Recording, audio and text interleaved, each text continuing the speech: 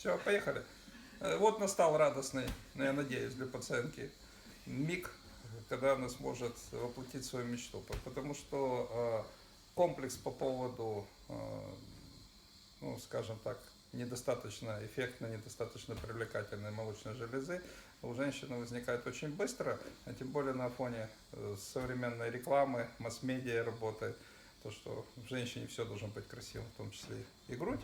Вот, это хорошо, позитивно влияет как на жизнь пластических хирургов, так и частных клиник, которые их представляют. Вот. В данную секунду мы начинаем сейчас операцию по реализации мечты. Вот. Постараемся сделать красивую грудь. Ну, как почти всегда в этих конкурсах выиграют те, у которых не самая простая грудь. Тут есть асимметрия, тут есть птоз справа. Ну, вот, и мы будем делать симметризацию молочных желез. Ну, в финансовом отношении пациентке, наверное, повезло. Вот.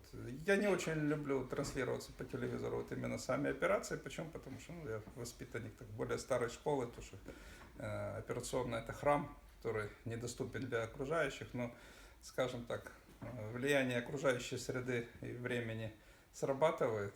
И вот клиника решила показать окружающим, какого уровня операции проводится здесь, тем более в благотворительных целях. Естественно, пациентка в таких случаях дает согласие на эту операцию и на трансляцию, которая будет проводиться. Вот. Ну, посмотрим. Я надеюсь, все получится.